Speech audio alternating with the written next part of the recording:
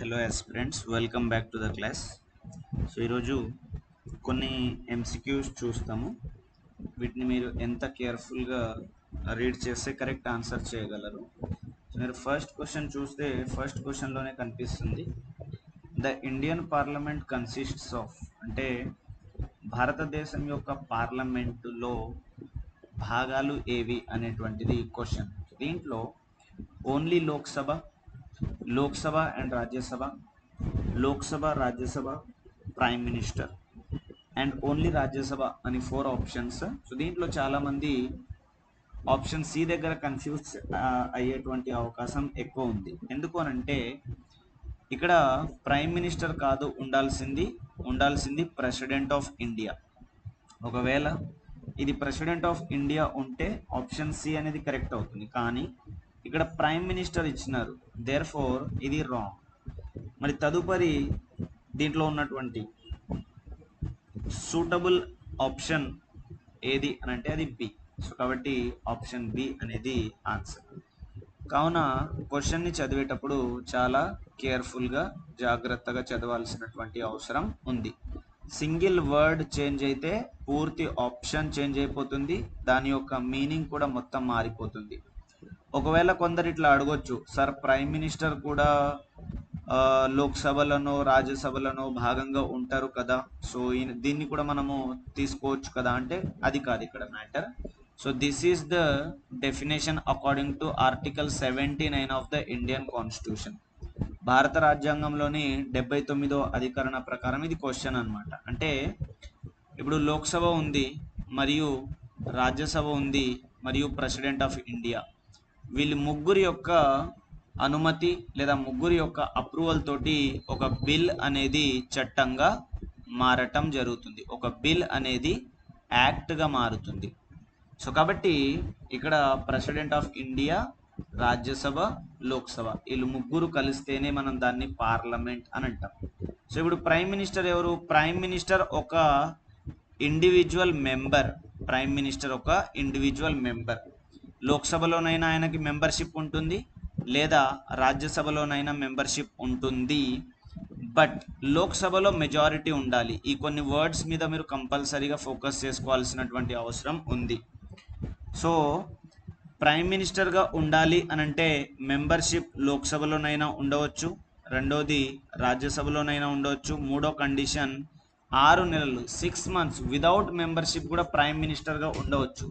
So ఇవే conditions మినిస్టర్స్కి కూడా వర్తిస్తవి. ఒక పర్సన్ మినిస్టర్ అవ్వాలి అని అంటే to be appointed as a minister by the president on the recommendation of the prime minister, person must be member of the Lok Sabha or member of the Rajya Sabha or without being a member. So membership లేకున్నా కూడా 6 నెలల వరకు మినిస్టర్గా లేదా prime మినిస్టర్గా ఉండవచ్చు. So మన discussion ఈ టాపిక్ మీద కాదు. సో పార్లమెంట్ అనేది దేన్ని కలిగి ఉంటుంది అని అంటే లోక్సభ, రాజ్యసభ మరియు ప్రెసిడెంట్ ఆఫ్ ఇండియా. సో కాబట్టి ఇక్కడ ప్రెసిడెంట్ లేదు, ప్రైమ్ మినిస్టర్ ఉంది, దేర్ ఫోర్ లోక్సభ, రాజ్యసభ అనేది నెక్స్ట్ సూటబుల్ ఆన్సర్ అవుతుంది.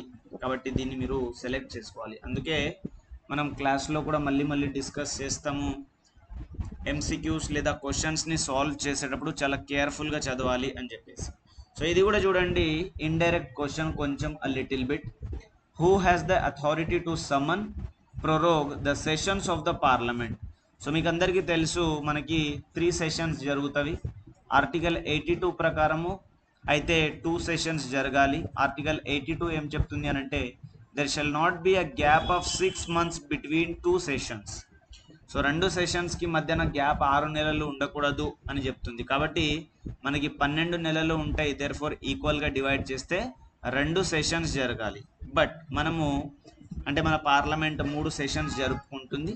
కీపింగ్ అసైడ్ ద డిస్కషన్, ఇప్పుడు ఈ క్వశ్చన్కి ఆన్సర్ ఏముండాలి అని అంటే ప్రెసిడెంట్ ఆఫ్ ఇండియాకి ఉంటుంది ఆ పవర్.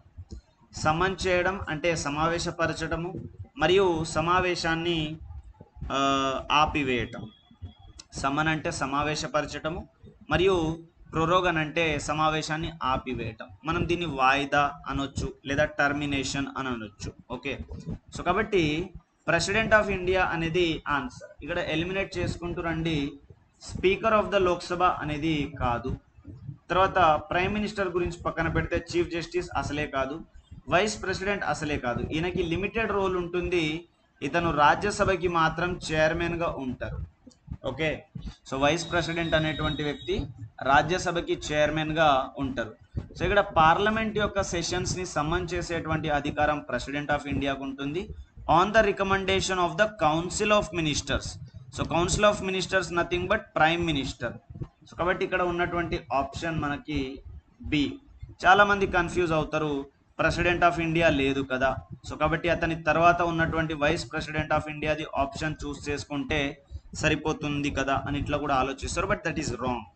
ఇక్కడ conceptually president of India summon చేయటము మరియు ప్రొరోగ్ చేయడం ఎవరి యొక్క అడ్వైస్ మీద జరుగుతుంది అని అంటే ప్రైమ్ మినిస్టర్ యొక్క అడ్వైస్ మీద. సో మనం చెప్పుకోవాలి అని అంటే యాక్చువల్గా on the advice of the council of ministers, but council of ministers యొక్క అడ్వైస్ ని ప్రైమ్ మినిస్టర్ ప్రెసిడెంట్ ఆఫ్ ఇండియాకి చేరదీస్తాడు. కాబట్టి ఇక్కడ ఆప్షన్ బి అనేది కరెక్ట్. సో ఇది ఒకటి కొంచెం కేర్ఫుల్గా ఆన్సర్ చేయాల్సినటువంటి క్వశ్చన్. తర్వాత ఇది చూడండి, how long can the Rajya Sabha continue to function without re-election. So మీరు ఇక్కడ 6 years అనేటువంటి దాన్ని చూస్ చేసుకోవచ్చు. కాకపోతే ఇక్కడ రాజ్యసభ అంటే హోల్ హౌస్ గురించి మాట్లాడుతున్నారు అనమాట. మరి ఎవ్రీ 6 yearsకి ఎలక్షన్స్ జరుగుతాయి కదా సార్ అని ఎవరైనా క్వశ్చన్ చేస్తే అది ఎవ్రీ ఇండివిజువల్ మెంబర్కి జరుగుతాయి. అంటే రాజ్యసభలో మెంబర్స్ రిటైర్ అవుతారు అనమాట. రాజ్యసభలో మెంబర్స్ రిటైర్ అవుతారు ఎవ్రీ 6 years. ఓకే, సపోజ్ ఇప్పుడు రాజ్యసభలో 230 మెంబర్స్ ఉన్నారు అనుకోండి, దాంట్లో ఒక 10 మెంబర్స్ రిటైర్ అవుతారు.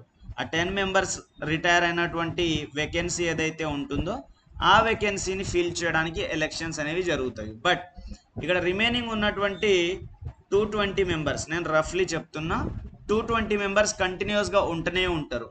ఆ తర్వాత వేరే వాళ్ళు రిటైర్ అవుతారు. కాబట్టి ఇక్కడ it is a permanent body. C అనేది కరెక్ట్ ఆన్సర్. ఎందుకు అడుగుతున్నాడు? రాజ్యసభ గురించి, రాజ్యసభ మెంబర్స్ గురించి అడగట్లేడు, లేదా ఇండివిజువలిస్టిక్ క్వశ్చన్ కాదు ఇది.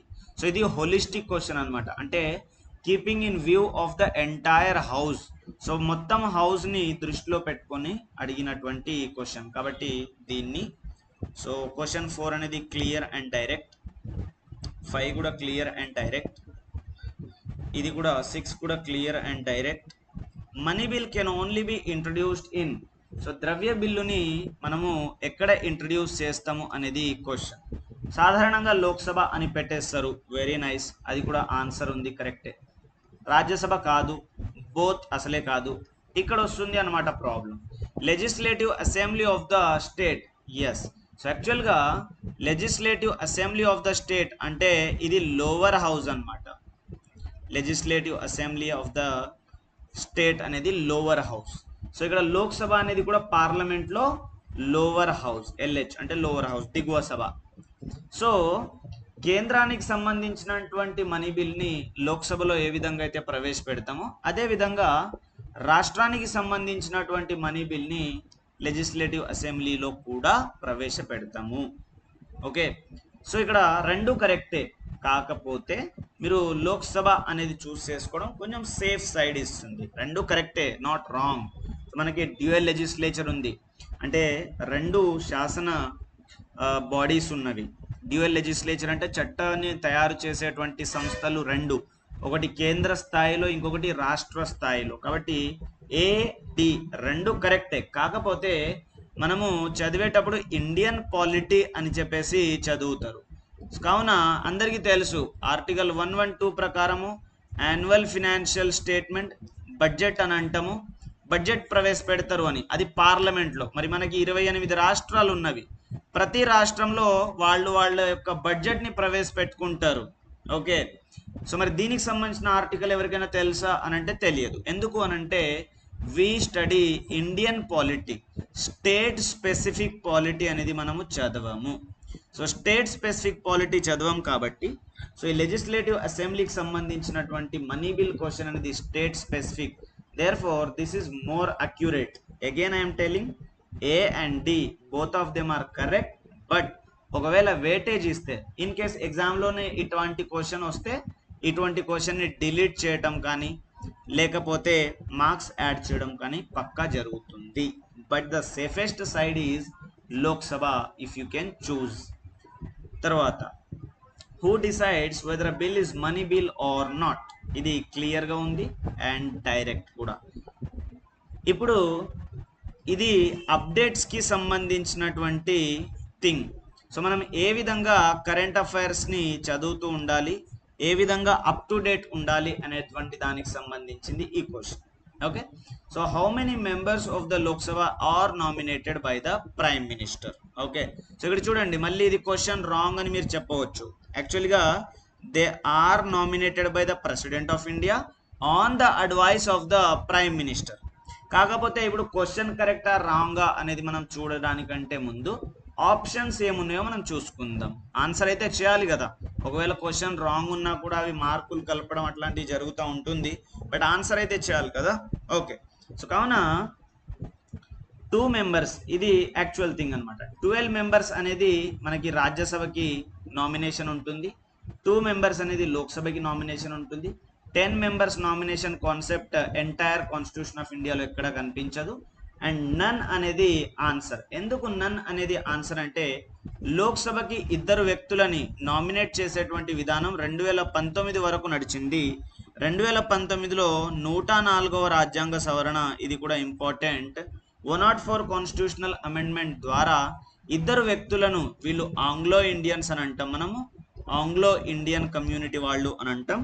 సో వీళ్ళని నామినేట్ చేసేటువంటి విధానాన్ని 2019లో ఆపివేయటం జరిగింది. సో కావున నన్ అనేది ఆన్సర్. ఇప్పుడు చాలా మంది కూడా 2 మెంబర్స్ని నామినేట్ చేస్తారు అని ఆప్షన్ ఏని చూస్ చేసేటువంటి అవకాశం ఉంది, కానీ అది 2019లోనే ఆగిపోయింది అనేటువంటి అప్డేట్ లేదా కరెంట్ అఫైర్ మీకు తెలియకపోతే మీరు ఈ మిస్టేక్ చేసే అవకాశం ఉంది. Therefore it is important to be updated. అది 10th క్వశ్చన్ రాజ్యసభ యొక్క పవర్స్కి సంబంధించి. సో దీంట్లో మీకు కొన్ని అంబిగ్విటీస్ కూడా ఉండొచ్చు, బట్ ఆన్సర్ డి అనేది చాలా క్లియర్గా ఉంది. అండ్ మీరు ఏ బుక్ చదివినా కూడా ఇది క్లియర్గా కనిపిస్తుంది. Creation of the all India services like IAS, IPS and IFOS, present ఈ 3 సర్వీసెస్ ఉన్నవి మనకి ఆల్ ఇండియా సర్వీసెస్గా. సో కాబట్టి ఇది ఆన్సర్ అవుతుంది, అది కూడా క్లియర్గానే ఉంది. And term of the Lok Sabha normally, so నార్మల్గా టర్మ్ ఎంత అని అంటున్నాడు, 5 years నార్మల్గా. Otherwise it is not fixed term. So ఇది ఫిక్స్డ్ కాదు, లేదా నేషనల్ ఎమర్జెన్సీ అటువంటి సిచ్యువేషన్స్లో 1 year at a time extend కూడా చేయవచ్చు for any number of time. ఇటువంటి కాన్సెప్ట్స్ ఉంటాయి, but it is very very clear. 11th question. So 11th question కూడా చాలా క్లియర్గా ఉంది. 12th క్వశ్చన్, ఒకవేళ కౌన్సిల్ ఆఫ్ మినిస్టర్స్ని రిమూవ్ చేయాలి అని అంటే అది నో కాన్ఫిడెన్స్ మోషన్, అవిశ్వాస తీర్మానం, అది కూడా క్లియర్గా ఉంది.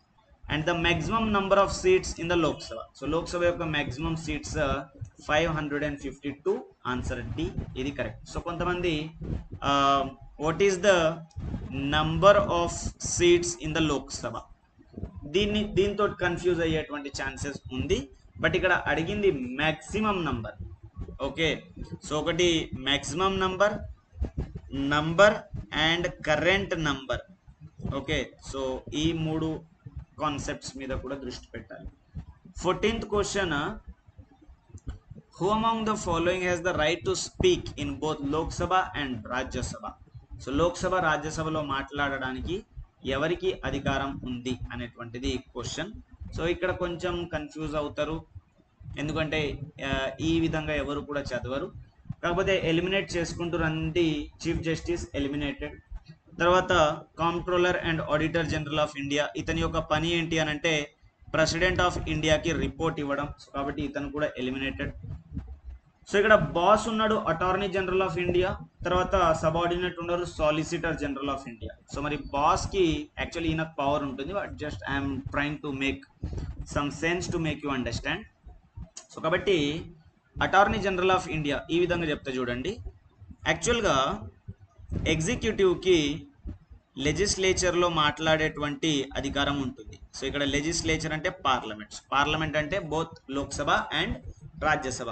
సో మరి ఇక్కడ ఎగ్జిక్యూటివ్ అంటే ఏంటి, భారత రాజ్యాంగంలో మనకి పార్ట్ 5 ప్రకారము ఎగ్జిక్యూటివ్ అంటే ఒకటి president of India, vice president of India, prime minister, ministers and attorney general of India. So ఇప్పుడు వీళ్ళకి అధికారం ఉంటుందన్నమాట పార్లమెంట్లో మాట్లాడటానికి. ఓకే, సో ఇందులో భాగంగా ఇప్పుడు ఈ 5గురిలో ఎవరున్నారు ఈ ఆప్షన్లో అనేది మీరు చూసుకుంటే అటార్నీ జనరల్ ఆఫ్ ఇండియా ఉంటారు. సో కాబట్టి answer is attorney general of India. So I would say this question a little bit deep in sense. So ఇది కొంచెం డీప్ క్వశ్చన్ అని మనము చెప్పవచ్చు. Okay, so a bill passed by the parliament becomes law only after.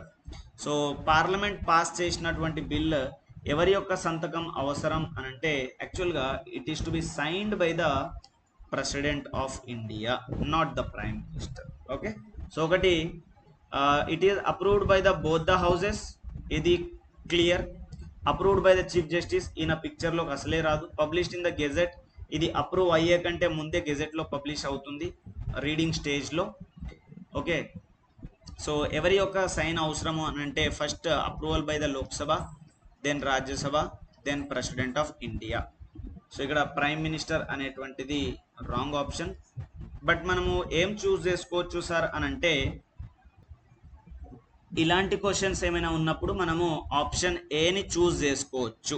ఎందుకనంటే okay, prime minister advice ఇస్తారు president of ఇండియాకి, but prime minister యొక్క ratification మనకి అవసరం లేదు.